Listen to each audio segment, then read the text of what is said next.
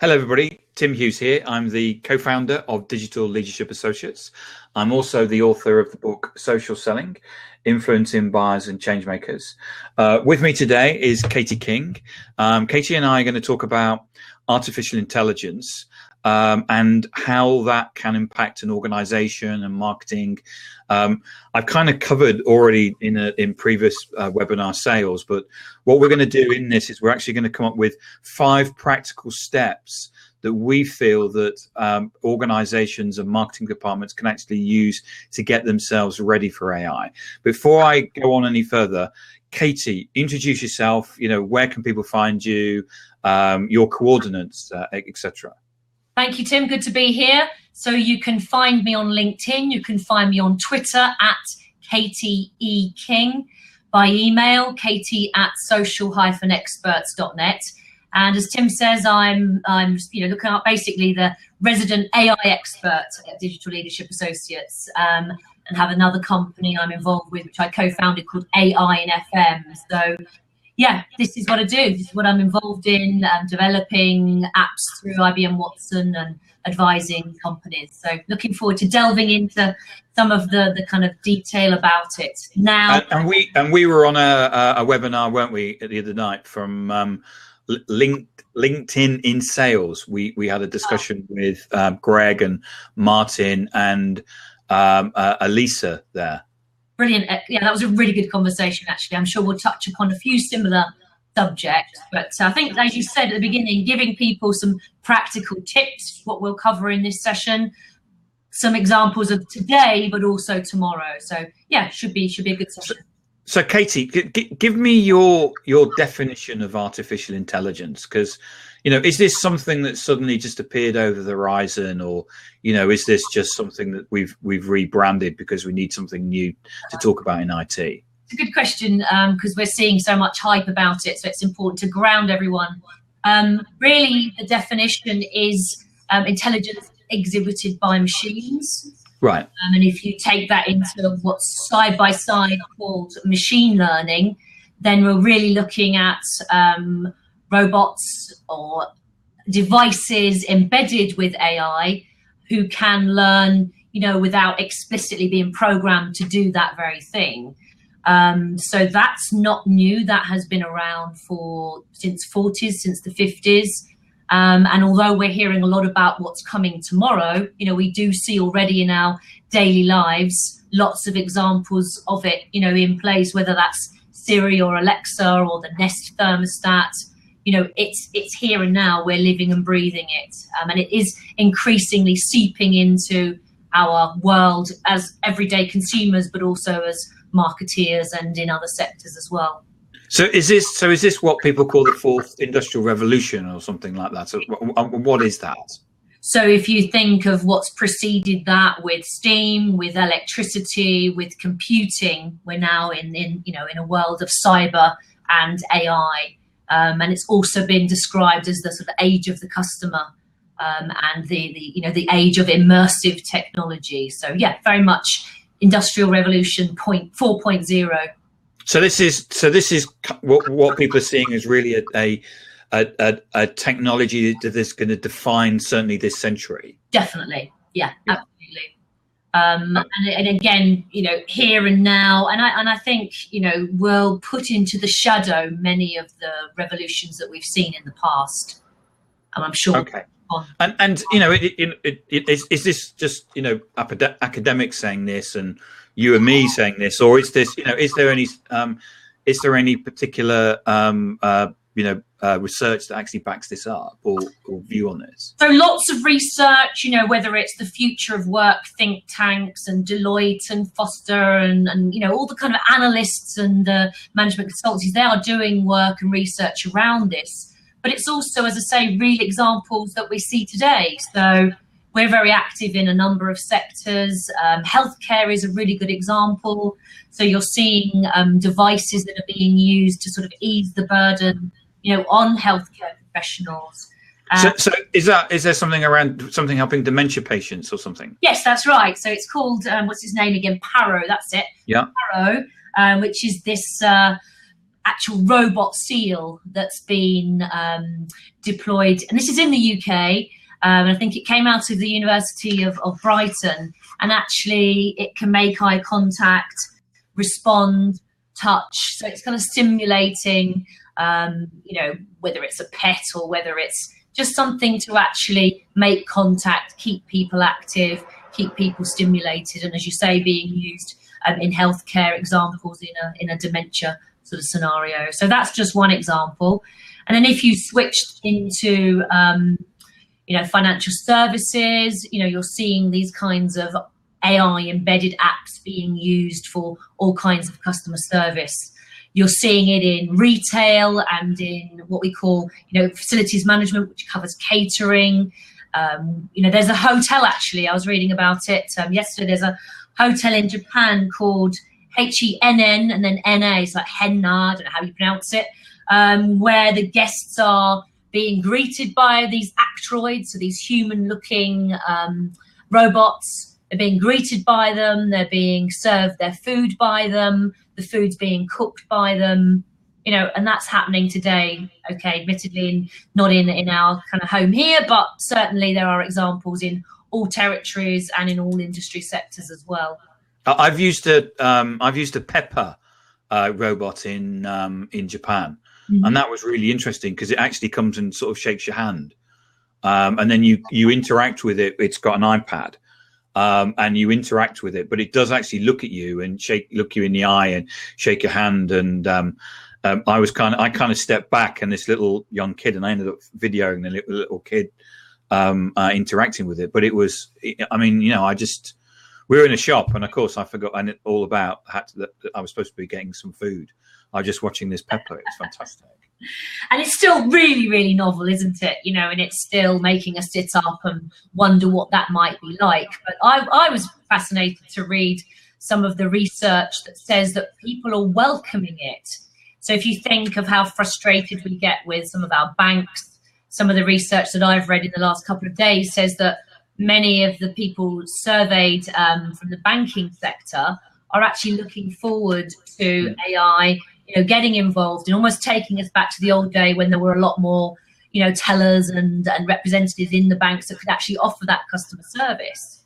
When we pick up the phone or when we walk into the bank, that someone instantly knows our details and can personalize, the offering and the greeting and speed things up. And, again, depends on your point of view. Some people are very fearful from a privacy, big brother sort of perspective, but if you're ready to embrace it, and I think you have to, then you will be looking at it from the point of view of better customer service, and I see it as a real positive. Yeah, we have Alexa, we have two Alexas, and while I think that the technology is fairly rudimentary, I only bought them really because I wanted to make sure that I had. And I was using it and got comfortable with it. Yeah. I bought something, so I can tell Alexa to turn the kettle on. And now it's just actually quicker just to flick it on yourself. But it was just really the point of actually, getting it to actually control something, just so that I felt comfortable with it. And that's one of the things that I'm always recommending to people. Is rather than kind of fighting it, just like the early days of social when, you needed to get onto Twitter and LinkedIn to have a point of view.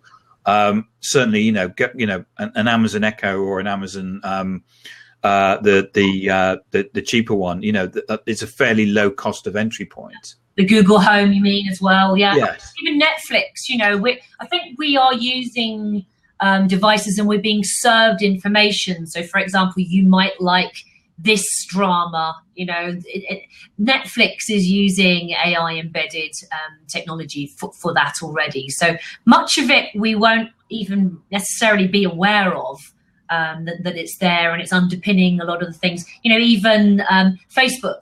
So relevant posts are being served up to us. That's all based on, on AI. So, yes, because the more the people that you interact with, you're more likely to see their posts. Yeah, exactly. And for me, maybe I'm different, but I actually quite like personalization.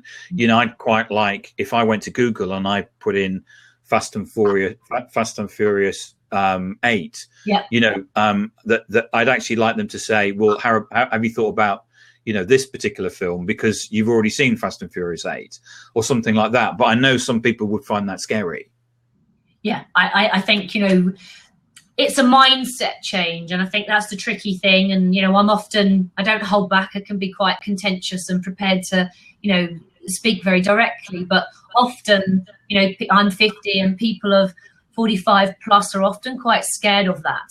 And my advice always is, if you're still burying your head in the sand with regards to Facebook and Twitter from a business point of view, then you've got to quickly yank your head out of that sand and be prepared for this next wave, this fourth industrial revolution, as you rightly mentioned, because there's no getting away from it. You can avoid Facebook, you can avoid Twitter. You don't have to be on them as a consumer, as a business person. I believe you do, but what's coming, you aren't going to be able to avoid the onslaught and the impact. This is seeping in this year, next year, but I think 2-3 years down the line, very different story. So am I going to lose my job then?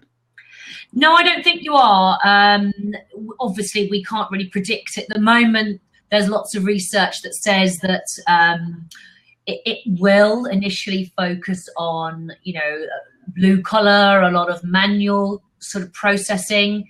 But again, increasingly, I'm reading about research, lawyers, and some of the number crunching, data processing, grudge work, perhaps the bits that not many of us like, will in time. Deloitte talks about a third of UK jobs going within a decade.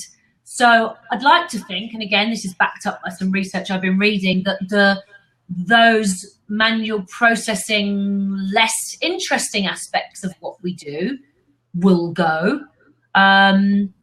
What's required for you to keep your job or to evolve your job is that mentality, is that constant, being retrained and being prepared to kind of take yourself into this new world. So I think, yes, there will be, just like there were, in previous revolutions, big swathes of jobs that, get replaced, but new ones being created. And maybe as marketeers, we get to focus in on the exciting creative bits, and some of the fundamental research and data crunching gets done by not necessarily robots, but, digitalization or digitization, depending on which way you go. Yeah, when I started work, we had a typing pool. If I needed a letter to be written, I wrote it out on hand and handed it to someone, and they typed it up. And here we are, and I don't. Nobody's really harking back to the days when we had typing pools, because things evolved, and those people went and did something else. So I do know that, in terms of jobs in London, where I'm based, 10% of the jobs or the job titles didn't exist 10 years ago. Yeah, absolutely. So, data scientist, social selling, anything to do with Facebook, social media. All of those jobs are newly created, and my view is not so much personal brand, but certainly that if you treat every day like a school day, and that you're constantly learning and constantly building your knowledge, and getting online and talking about artificial intelligence and having to sit down and read about it, exactly. then you're always going to be in employment. Yeah, and use AI. So you use AI embedded tools that are out there already. And even simple Google searches to stay on top of it. To stop you becoming redundant and to constantly upskill, reskill yourself. So I think we can evolve. We can evolve as marketeers. We can evolve as authors, as facility managers, as bankers. As we work in all these different sectors. So, we're helping these people to come up with their strategy, to get the right kind of training, and to kind of plan ahead. And that requires a different mindset, that is thinking about, what does this look like for my organization in the future? How does this impact my staff morale if I have some of my workforce increasingly working with artificial intelligence? It's going to be a fascinating world. I'm really ready for it. Good, good. So, we've had a talk about some of the things that it can do. So, let's go back to the real world. What is it that as marketers or business leaders that we could be doing to make sure that we're ready for this? Maybe go to Amazon and buy, or go to Google and buy one of their products and plug it in and get it working. But what other practical things can we be doing back at the office that could actually help us? Okay, so we've got 5 or 6 key tips really for not just marketeers but for all kinds of organizations. So the first is an important one, and it's looking holistically at the impact that it could have on the wider organization. So a management team, an owner manager of a business, C-suite, the board of an organization, they need to be thinking about, just like with social media, everyone's focused on the marketing piece, they need to focus on becoming a social business. So how does this impact my customer service, my sales, my HR? And it's the same with AI. What can we do as a board of a company to ensure we're still in business, in 3 to 5 years?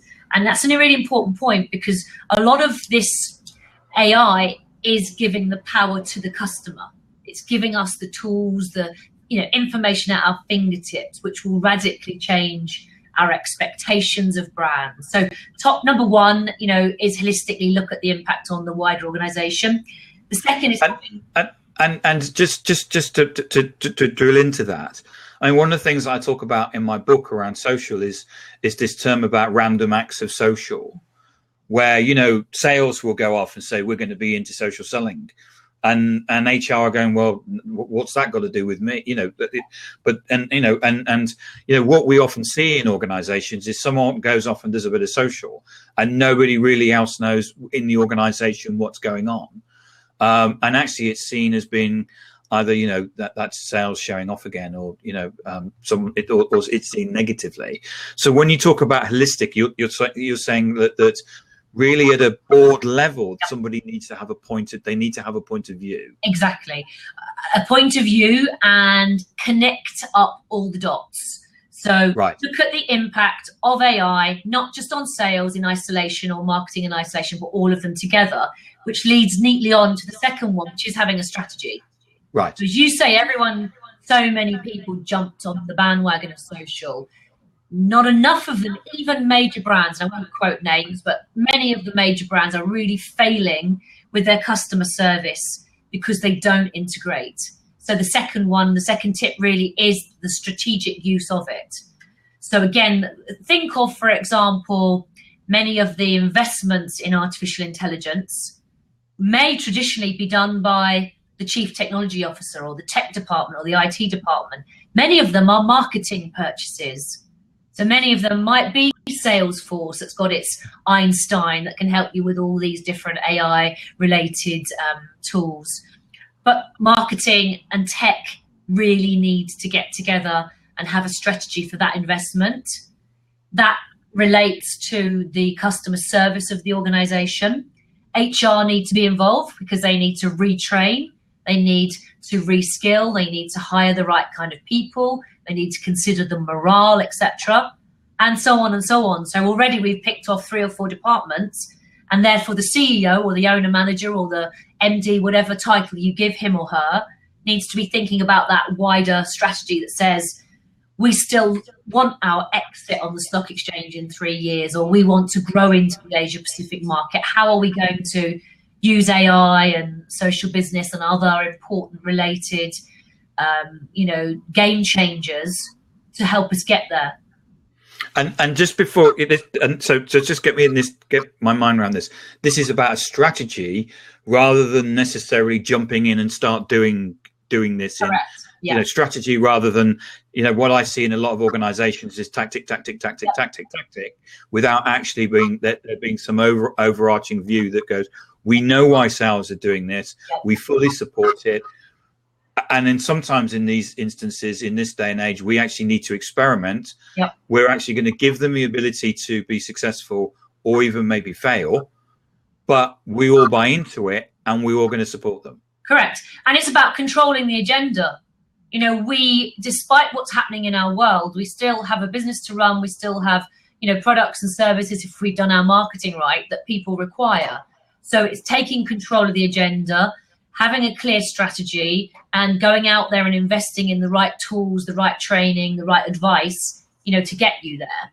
So to recap, so holistically looking at the impact on all of the on all of the departments, that leads to 2, which is the strategy. 3 then is a mindset, and it's about being open to change. Now that sounds simple, but you'd be amazed, as you touched upon, people, dipping a toe in the water rather than the management team or the board, actually saying, like, this is, we are, I call him Mr. Pale Male Stale, maybe white, middle class, grey haired. If he or she doesn't get trained and change that mindset, then they will become extinct. So the mindset is the 3rd one. The 4th one linked to that is training. Find the right training provider. Talk to us, of course. So, speak to people like ourselves who can advise you from a consultancy perspective, but also from a training perspective, because you need people with the right skills. So let me, there's a certain amount of a shameless plug, but I'm going to go there because I think it's important, because, you could turn to McKinsey or Bain or someone like that. But, in terms of the 4 steps that you've basically gone through, $56 million question, should you be looking outside for a independent third party to help you with this? From not just a training, but from a strategy point of view as well? Yes, I believe so. There will be companies who will have hired people. They may have even hired people that have trained them. Who knows? But won't reply to everybody. But I've come across an awful lot of organisations that I've trained that require that help to implement. And as I say, I look at some award-winning marketing campaigns that are out there in the market, and then actually look at the customer service or poor customer service that telecoms brand or that mobile network operator or that bank is deploying. And you can see those kinds of organizations really crying out for that kind of support. And I think this is so big and so, such a difficult, multifaceted area of consultancy that, I think they do need experts like us to guide them. Because I certainly see in the social selling world a lot of very well-meaning people who get involved in it, and they're very passionate about the organization, and they're very passionate and understand to get into social. But what they do is that they tend to know this much, and rather than we could go in there and say, well, there's actually gamification is an example. We go, oh yeah, we gamify what do you do? Or we use SSI, right? Okay. And the same top 10 people are at the top of the list, right? Okay, well, that means the other 90 people below aren't doing it, because what's the point taking part? Because the same top 10 people win. Oh, we never thought about that, right? Okay, so and it's about sometimes having someone to go in and provide a certain amount of challenge to open up and widen the view on that. Exactly. Is that something that you would agree with? Completely, and it comes back to being someone who knows technically how to train someone or consult someone on a platform. Let's take, LinkedIn as a great example. There are many, many people who technically know the ins and outs of a platform like LinkedIn.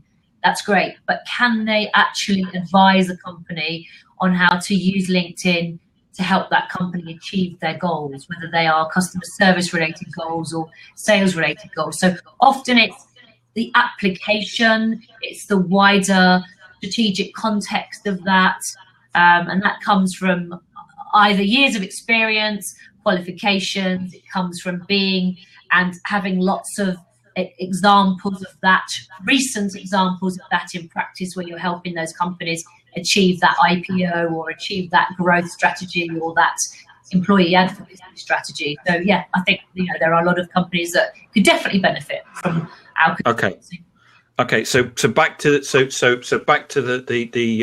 our 5 things that people can actually do to back at the office to support them in terms of AI. So we've ticked 1, 2, 3, and 4, and really the 5th, and you've touched upon it, but it's keeping up to date.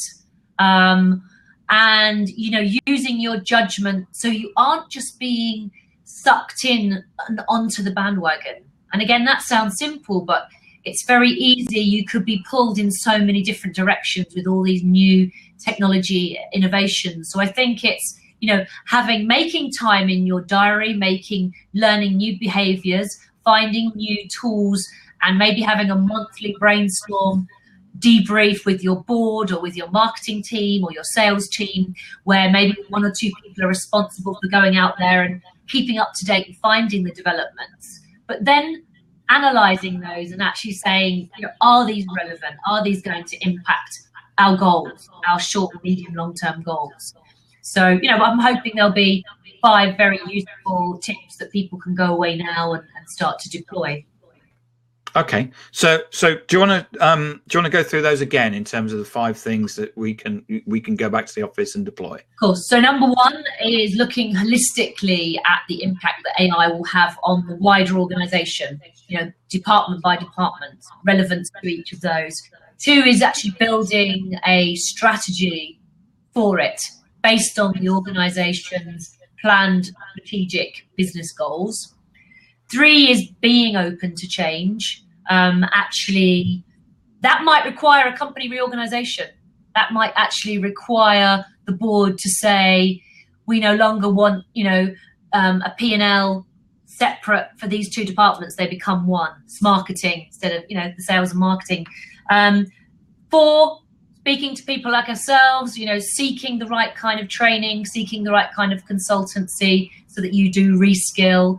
And then 5, keeping up to date, but using your judgment call to make sure that the decisions you make are relevant to the organization's goals. Okay, great. Katie, that's been really insightful. Thank you very much. So remind everybody again where people can find you. Thank you, Tim. Yep. So at Katie E. King. LinkedIn, just put my name in, LinkedIn, and on email, katie@social-experts.net. Okay, brilliant. And any final comment or final thing to say, or? So I've spent a lot of time in the last 4 or 5 years really looking into this. I spoke out in China at a conference on this and had some real over dinner over 4 or 5 days with experts, academics, business people from all over the world, and really got into this subject. And I was a little bit negative about the potential impact on the future. And I've been reassured by quite a few of these academics that not to be. And so one simple example is the programming of ethics into robots and how that's happening and how it's evolving in all different countries, and quite a topical time to be talking about that with what's happening in our kind of defense and so on. But I've been reassured, and I think the more I read and the more research I see, I want to play a role in that evolution. But I think you've got to go out there, you've got to grasp it, you've got to play a role in how it pans out in your country, in your industry sector. And work on the premise that this will assist your job, and this will hopefully take away some of the elements of that you may find quite a drone at the moment, or a drudge. So yeah, be positive, go out there and embrace it, and got no choice really. and every day is a school day. Learn something every day. Keep learning, keep reading, keep learning. Yeah. Katie, it's been fantastic. Thank you. Great to talk to you. And hopefully talk to you soon. Yeah. And probably will. Yeah, thank you. Thanks, Katie. Bye.